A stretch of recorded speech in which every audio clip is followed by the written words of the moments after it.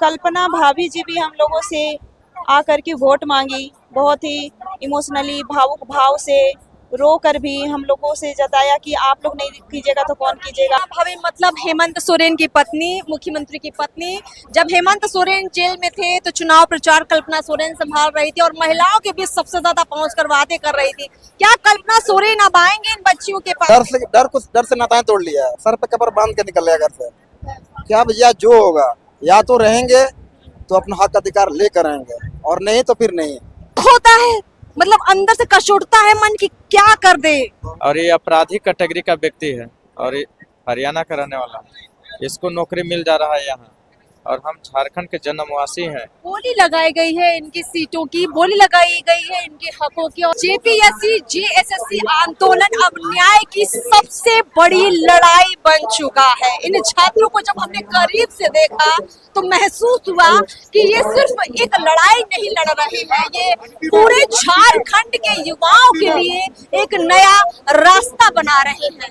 इन युवाओं के जज्बे को पहले तो सलाम करना चाहिए। नमस्कार, मैं अर्पिता ग्राउंड पर मौजूद है। हम झारखंड में मौजूद है, रांची में मौजूद है, जयपाल सिंह स्टेडियम में मौजूद है, जहां माना जाता है कि यहाँ छात्रों के अंदर बहुत जुनून है और वो जुनूनी छात्र आपको अनशन करते दिख रहे होंगे।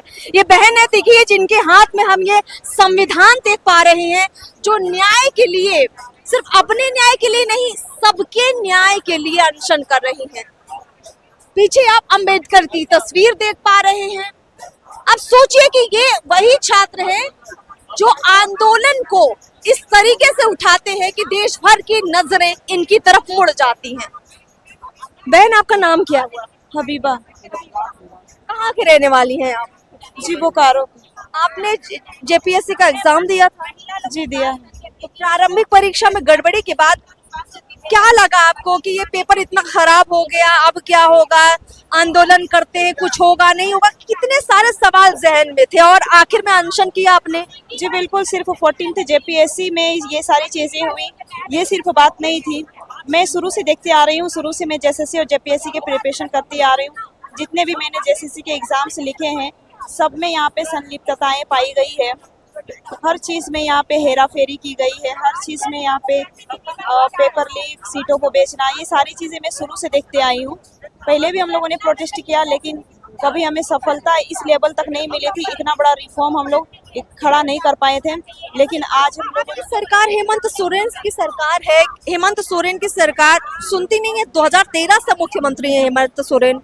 जी बिल्कुल, वो वादे करके पहले भी आई हमसे कि वो हमारे लिए कुछ करेगी, हम लोगों ने लाया, फिर दोबारा से हम लोगों ने उनसे चुना, क्योंकि कल्पना भाभी जी भी हम लोगों से आकर के वोट मांगी, बहुत ही इमोशनली भावुक भाव से रो कर भी हम लोगों से जताया कि आप लोग नहीं कीजिएगा तो कौन कीजिएगा, आप ही लोग हमारी माँ बहन हैं, भाई हैं। वोट मांगने के साथ टाइम तो सब अपने होते हैं, ऐसा लगता है कि हाँ सच में ये हमारी भाभी है, सच में ये हमारे भाई हैं, बहन हैं, ऐसा ही लगता है। लेकिन जब उन्हें सत्ता मिल जाती है उसके बाद वो भूल जाते हैं। जब वो शपथ ग्रहण करते हैं उस दिन को वो भूल जाते हैं कि उन्होंने शपथ ग्रहण करने से पहले क्या क्या कस्में खाई थी, कि वो अपने कर्तव्य के साथ निष्ठापूर्वक पालन करेंगे। भाभी मतलब हेमंत सोरेन की पत्नी, मुख्यमंत्री की पत्नी, जब हेमंत सोरेन जेल में थे तो चुनाव प्रचार कल्पना सोरेन संभाल रही थी और महिलाओं के बीच सबसे ज्यादा पहुंचकर वादे कर रही थी। क्या कल्पना सोरेन अब आएंगे इन बच्चियों के पास वोट मांगने के लिए? हाथ जोड़कर रोते हुए आई थी, अब ये बच्चियां भी आज रो रही हैं अपने हक के लिए। कल्पना सोरेन जी, इनको देखिए, दिल पसीजेगा आपका। यहाँ पे एक भाई है, उनसे ही बात करते हैं। क्या नाम है आपका? रुपेश कुमार पाल। कहाँ के रहने वाले हैं आप? गढ़वा डिस्ट्रिक्ट का रहने वाला हूं। अच्छा, ये बताइए, पेपर लीक पूरे देश की समस्या है, झारखंड की भी बड़ी समस्या है।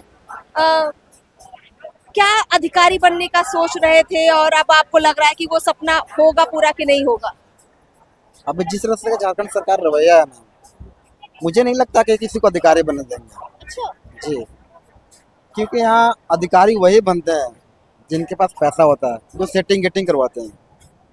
पढ़ने वाले विद्यार्थी आज देखिए ये प्रोटेस्ट में शामिल हैं, रोड पे आ गए हैं। आज हम लोग ये जितने भी हम लोग स्टूडेंट 4 बैठे हुए हैं धरना स्थल पर, हम लोग लाइब्रेरी में बैठते थे। हम लोग ये सब प्रोटेस्ट से कोई मतलब रहता नहीं देखा, बट ये सरकार सरकार के द्वारा इतना प्रताड़ित किया गया है, आज हम लोग मजबूरन में ये भूख हड़ताल पर आना पड़ा है। इससे पहले हम लोग 10 दिन पहले से पीसफुल प्रोटेस्ट पे वहाँ बैठे कर रहे थे। तो कितने बार हम लोग रोड पे ये दिखाया सरकार को, फ्लैग मार्च के द्वारा, फ्लैश मार्च के द्वारा, और शिबू सोरेन जी का जिस दिन श्रद्धांजलि था उस दिन हम लोगों ने फ्लैग मार्च निकाला था। ये दिखाया सरकार को कि आप जगिए, आपके ही राज्य के छात्र आज सड़क पे हैं, आप उनके आवाज़ को सुनिए, बट उन्होंने नहीं सुना। तो हम लोग ने ठाना कि अब हम लोग पास कोई हथकंडा तो है नहीं, हम लोग तो कोई पॉलिटिकल पार्टी से है नहीं, तब उससे हम लोग छात्र कर ही क्या सकते हैं। अनशन शुरू किया आपने और अनशन को बड़ी मजबूती से शुरू किया आप लोगों ने। हमने देखा कि बारिश में भीगते हुए भी आप लोग अनशन कर रहे हैं। कुल मिलाकर आपको लग रहा है कि आपका ये जो अनशन है ये देश भर के लोगों की नजरें आपकी तरफ खींच पाया है? क्योंकि हमने कई दर्द छात्रों के सुने कि भैया ये जंतर मंतर नहीं है जहाँ फंडिंग हो रही है, जहाँ तरह तरह के नेता आ रहे हैं, ये तो झारखंड का रांची है, देखिए कौन कौन आता है। जी बिल्कुल सच बोलिए आपने, ये जंतर मंतर का स्टेज नहीं है, ये छात्रों का स्टेज है। यहाँ पे किसी भी पॉलिटिकल पार्टी से कोई फंडिंग नहीं है, कोई यहाँ पे फंडिंग नहीं हो रहा है। यहाँ पे छात्र जेन्युइन छात्र बैठे हैं और छात्र अपने ही ढंग से, चाहे जिस तरह का भी सुविधा हो, खाने पीने रहने का, सब छात्र मेंटेन कर रहे हैं। जो सुविधा जो अदर स्टेट के चाहे अदर लोगों ने सहयोग कर रहा है वो नैतिक समर्थन उनका है। उनको जो मन रहा है, कोई खाने पीने का व्यवस्था देते रहे हैं, कोई ओढ़ना का बिछाना दे रहा है, कोई कंबल दे, कोई मतलब जिस तरह से उनका उनको ऐसा देने का व्यवस्था हो वो यहाँ व्यवस्था पहुँचा रहे हैं। गांधी अन्ना के रास्ते पर चलने का इरादा है आप लोगों का? आक्रोशित नहीं होंगे आप लोग? जी हम लोग के बगल में गांधी जी कल लगे बैठे हुए हैं, हम लोग इन्हीं के रास्ते पर चलने के लिए प्रयास कर रहे हैं। लेकिन सरकार आज तक सरकार काम में जू नहीं हुआ। कल सरकार अपनी टीम एक भेजती है, बोलती है कि आप सरकार से वार्ता के लिए तैयार होइए, आप आइए सरकार से वार्ता कीजिए। मैम आज हम लोग जब से उनकी सरकार में 2019 से हम लोग तब से आवाज उठा रहे हैं। डर नहीं लगता है कि कुछ हो गया, आप लोगों को खा पी नहीं रहे हैं, दिक्कत में है, कुछ हो ही गया तो माँ बाप क्या करेंगे? अब डर किस चीज के मैम, डरते डरते तो आज 30 साल के हो गए। तो अब हम लोग ने डर से नाताएं तोड़ लिया है, सर पे कबर बांध के निकल गया घर से कि अब या जो होगा, या तो रहेंगे तो अपना हक अधिकार लेकर रहेंगे और नहीं तो फिर नहीं, क्योंकि सरकार का मनमानिया अब नहीं चलने वाला है। चाहते क्या है इस परीक्षा लीक को लेकर, क्या ठोस कदम चाहते हैं? अभी जिस तरह से लीक पेपर मामला उठा है, हम लोग सरकार से सिर्फ यही चाहते हैं कि जो भी TDFL कंपनी के द्वारा जो जितने भी एग्जाम में धांधली हुई है और उसके जो मार्केटिंग मैनेजर है बैतवारी, उनका जिन एग्जामों में सफलता पाई गई है, तत्काल सभी एग्जामों को रद्द करे और CBI जांच हमें सीबीआई जांच होनी चाहिए। CBI से नीचे कुछ नहीं होने वाला है। अगर CBI जांच होगा तो ही आज वार्ता भी होगा, वरना अगर CBI जांच की परमिशन नहीं मिलती है तो हम लोग सरकार से कोई वार्ता नहीं करेंगे। चलिए, ठान चुके हैं कि सीबीआई जांच से कम कुछ में नहीं मानेंगे और पेपर लीक जो हुआ है उसे रद्द भी करवा कर ही यहाँ से उठेंगे। और भी भाई बैठे हैं, उनसे बात कर लेते हैं। और देखिए इस अनशन के बीच में छात्र, चूंकि यहाँ पे बहुत सारे छात्र लगातार समर्थन देने के लिए पहुंच रहे हैं, देखिए क्या क्या लिखा है। जुल्मी जब जब जुल्म करेगा सत्ता के गलियारों से, चप्पा चप्पा गूंज उठेगा इंकलाब के नारों से। देखिए ये नारे आपने अक्सर सुने होंगे, ये कोई नए नारे नहीं है, ये नारे हैं आंदोलनकारियों के, उन छात्रों के जो बार बार खड़े होते हैं, इन सरकारों को जगाने का काम करते हैं। और एक बार फिर से रांची की धरती से ये छात्र वो काम कर रहे हैं। भाई नाम क्या हुआ आपका? राहुल क्रांति, कहाँ के रहने वाले हैं आप भाई? पलामू जिला, पलामू। पलामू के रहने वाले। ये परीक्षा दी थी आपने? अब ये भी परीक्षा को दिए थे, इससे पहले CGL को भी दिए थे, उससे पहले सहायक आचार्य का भी परीक्षा क्वालिफाई किए हुए हैं, फिर हाई स्कूल का परीक्षा क्वालिफाई किए हुए हैं। सेलेक्टेड कैंडिडेट से 20 नंबर मेरा अधिक है, इसके बावजूद भी मेरा नियुक्ति नहीं होता है। हाई कोर्ट में केस करते हैं, हाई कोर्ट से जजमेंट आता है कि सेलेक्टेड कैंडिडेट से अधिक नंबर वाले कैंडिडेट को नियुक्ति दो, लेकिन सरकार फुटबैक पर जाती है और हमारे एकल पीठ के फैसले को डबल बेंच में चुनौती देती है। क्या सरकार से अब उम्मीदें टूट चुकी है, एज खत्म हो गया है। इस बार 14वीं JPSC PT के लिए एज नहीं बचा हुआ था, सरकार का जो कट ऑफ एज था उसके हिसाब से। मैंने हाई कोर्ट में एज रिलैक्सेशन की मांग को लेकर के केस फाइल किया, हाई कोर्ट ने एज रिलैक्सेशन दिया और इंटरिम आदेश देते हुए हमको परीक्षा में बैठने का इस बार आदेश दिया था। ये मेरा अंतिम अटेम्प्ट था।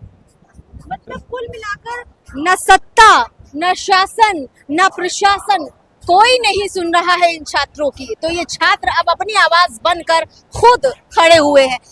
अब भाई ये कह रहे हैं कि कोई नहीं सुन रहा है, इसका मतलब ये हुआ कि जनता जिनको चुनती है वही जनता को नहीं चुन रहे हैं। दुख होता है, मतलब अंदर से कचोटता है मन की क्या कर दे। बहुत दुख होता है। और चुनने की बात तो छोड़िए, हमारे भविष्य को इन लोग सौदा कर रहे हैं बाहर के अपराधी तत्व के लोगों के पास। ये हाथ में मेरा पोस्टर देखिए, ये रवि कुमार है, हरियाणा का रहने वाला है। इस पर दो मुकदमा दर्ज है, एक हरियाणा में एक यूपी में। एक गैंगस्टर है, 25,000 का इस पर इनाम घोषित है। ऐसे लोग को 11 से 13वीं जेपीएससी में जो कि पास हो गए हैं, इनका 40वां रैंक है। हम रैंक भी आपको दिखा दे रहे हैं। अच्छा, ये 40वां रैंक है। 40वां रैंक है। हाँ, दिखा दीजिए थोड़ा सा।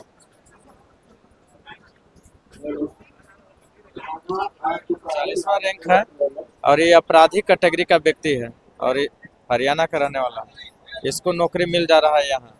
और हम झारखंड के जन्मवासी हैं, मूलवासी हैं, झारखंड की भाषा संस्कृति को जानते हैं और हम पास नहीं करते हैं और इन लोग पैसे दे करके पास हो जाते हैं।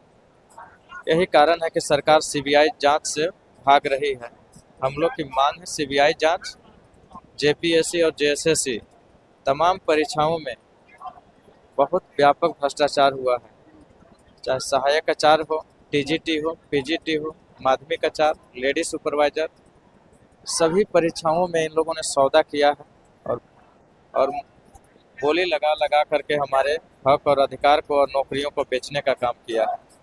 बोली लगाई गई है इनकी सीटों की, बोली लगाई गई है इनके हकों की और बोली लगाई गई है जिन परीक्षाओं को इन्होंने दिया और इन्हें था कि ये पास करके अफसर बनेंगे, बढ़िया पद प्राप्त करेंगे, और ये कर भी लेते क्योंकि इन्होंने कई परीक्षाओं को पहले भी निकाला है। ऐसे में आप जरा सोचिए कि ये जो नज़ारा आपको दिखा देते, जरा आपको वो नज़ारा दिखा देते हैं कि ये आंदोलन किस स्तर पर पहुंच चुका है। आप एक बार नजर दौड़ाइए, जयपाल सिंह स्टेडियम का ये नज़ारा है जहां छात्रों का जो प्रदर्शन है वो इस मुकाम पर पहुंच चुका है कि अब हर कोई समझना चाहता है कि वाकई में सत्ता में बैठे लोग कितने करप्ट हो सकते हैं, कितने ज्यादा भ्रष्ट हो सकते हैं, और उस भ्रष्ट सत्ता की जो आवाज है, उस भ्रष्ट सत्ता की जो तस्वीर है, उस भ्रष्ट सत्ता का जो नजारा है, इन छात्रों ने अपने आंदोलन के जरिए दिखाने का प्रयास किया है। बड़ा सवाल ये है कि क्या अब भी सरकारें इनकार करेंगी, क्या आप सरकारें ठोस कार्रवाई करेंगी, क्या आप कदम उठाएंगी, क्या इन छात्रों को न्याय मिलेगा? अगर इन छात्रों को नहीं ही न्याय मिलता है तो आम जनता क्या करेगी, उसकी जिम्मेदारियां क्या है, वो भी जनता को तय करना चाहिए। नमस्कार।